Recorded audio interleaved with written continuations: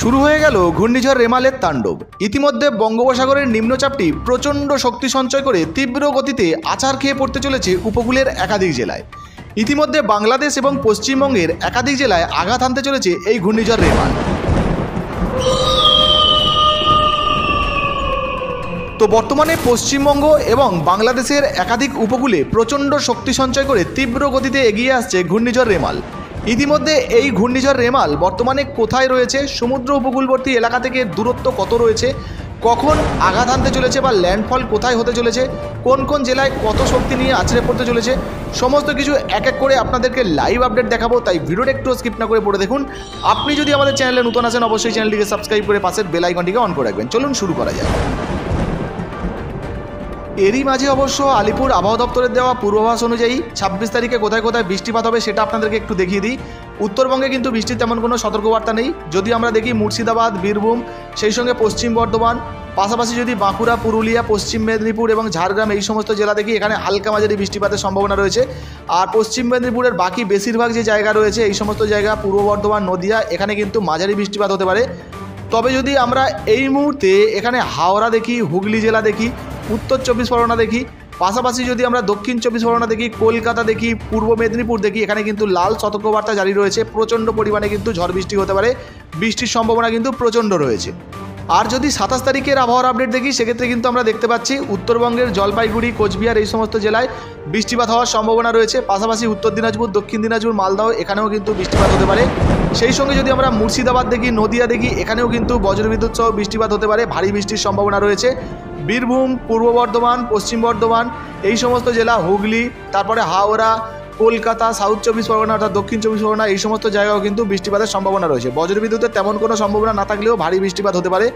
তাছাড়া যদি আমরা পশ্চিম বর্ধমান দেখি, বাঁকুড়া, পুরুলিয়া, পূর্ব মেদিনীপুর, পশ্চিম মেদিনীপুর, ঝাড়গ্রাম এখানেও কিন্তু বৃষ্টিপাতের সম্ভাবনা রয়েছে, তবে তুলনামূলক একটু কম রয়েছে।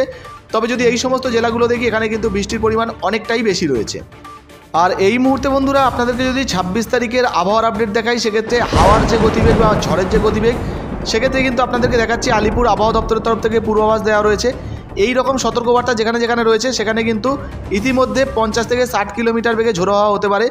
পাশাপাশি যদি আপনারা মুর্শিদাবাদ জেলা দেখেন, দক্ষিণবঙ্গের মুর্শিদাবাদ, বীরভূম, পশ্চিম বর্ধমান, পূর্ব বর্ধমান, বাঁকুড়া, পুরুলিয়া এই সমস্ত জেলায় ইতিমধ্যে যে সতর্কবার্তা দেওয়া রয়েছে সেই অনুযায়ী যদি আমরা দেখি 30 থেকে 40 বা 40 থেকে 50 কিলোমিটার বেগে ঝোড়ো হাওয়া হওয়ার সম্ভাবনা রয়েছে।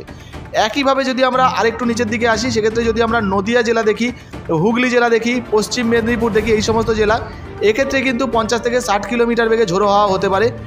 পাশাপাশি যদি হাওড়া, কলকাতা বা পূর্ব মেদিনীপুর দেখি এই সমস্ত জায়গায় 70 থেকে 80 কিলোমিটার বেগে ঝোড়ো হাওয়া হতে পারে।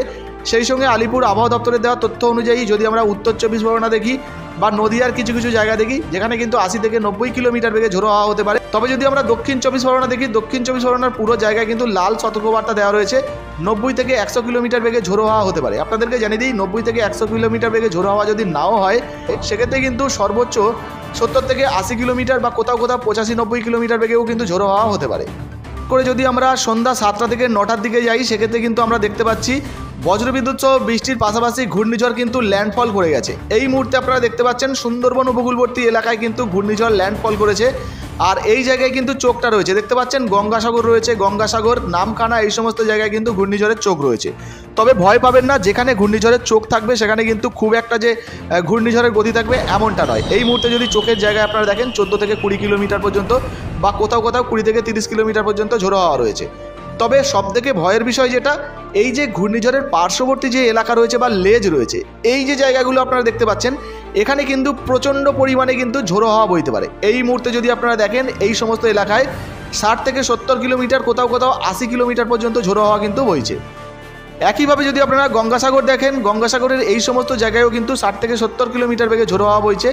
পাশাপাশি যদি আপনারা মেদিনীপুর দেখেন, দীঘা, কন্টাই এই সমস্ত জায়গায় এখানেও কিন্তু বজ্রবিদ্যুৎ সহ বৃষ্টি, পাশাপাশি যদি আপনারা দেখেন ঝোড়ো হাওয়া বইছে 50 থেকে 60 কিলোমিটার বেগে। একইভাবে যদি আমরা আরেকটু সময়ের পরিবর্তন করি সেক্ষেত্রে কিন্তু আমরা দেখতে পাচ্ছি রাত 12টার দিকেও কিন্তু দক্ষিণ 24 পরগনা সেই সঙ্গে মেদিনীপুরের কিছু কিছু জায়গা যেখানে ঝোড়ো হাওয়া হতে পারে।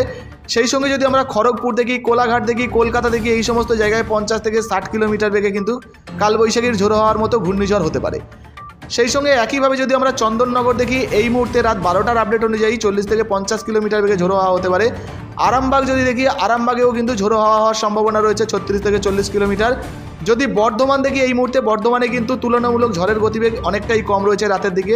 শান্তিপুরেও কিন্তু 40 থেকে 45 কিলোমিটার বেগে ঝোড়ো হাওয়া হতে পারে। সেই সঙ্গে সাতক্ষীরা, খুলনা, পিরোজগঞ্জ এই সমস্ত জায়গায় 50 থেকে 55 কিলোমিটার বেগে ঝোড়ো হাওয়া হতে পারে।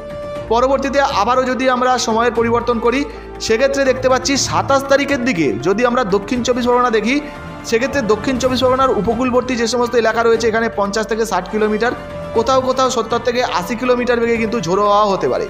একইভাবে যদি আমরা মেদিনীপুরের দীঘা দেখি, দীঘায় কিন্তু 50 থেকে 60 বা কোথাও কোথাও 60 থেকে 70 কিলোমিটার বেগে ঝোড়ো হাওয়া হতে পারে, যেমন কন্টাই, দীঘা এই সমস্ত জায়গা, হলদিয়া এই সমস্ত জায়গায় ঝোড়ো হাওয়া হতে পারে।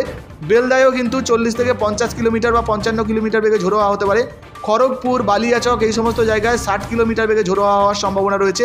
যদি চন্দ্রকোনা দেখি, এই মুহূর্তে 60 থেকে 65 কিলোমিটার বেগে ঝোড়ো হাওয়া হতে পারে। আরামবাগ যদি দেখি, কতুলপুর দেখি, এখানেও কিন্তু 50 থেকে 60 কিলোমিটার বেগে ঝোড়ো হাওয়া হওয়ার সম্ভাবনা রয়েছে। যদি চাকদাও দেখি, পান্ডুয়া দেখি, শান্তিপুর, কৃষ্ণনগর এই সমস্ত জায়গা দেখি, এখানেও কিন্তু 60 থেকে 65 কিলোমিটার বা 70 কিলোমিটার পর্যন্ত কিন্তু ঝড়ের গতিবেগ থাকতে পারে।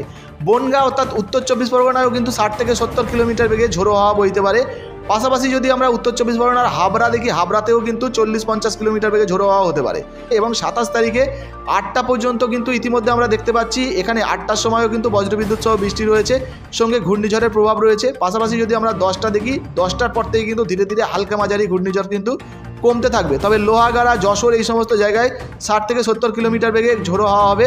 মুর্শিদাবাদেও কিন্তু ঝোড়ো হাওয়া হওয়ার সম্ভাবনা রয়েছে। এই মুহূর্তে যদি আপনাদেরকে দেখাই, দেখতে পাচ্ছেন ইতিমধ্যে বহরমপুর, আজিমগঞ্জ এই সমস্ত জায়গায় 50 থেকে 60 কিলোমিটার বেগে ঝোড়ো হাওয়া হতে পারে। আর যদি আমরা বীরভূম দেখি, রামপুরহাট, এখানে 40 থেকে 50 কিলোমিটার বেগে ঝোড়ো হাওয়া হওয়ার সম্ভাবনা রয়েছে 27 তারিখেও বেলা 11টার সময়।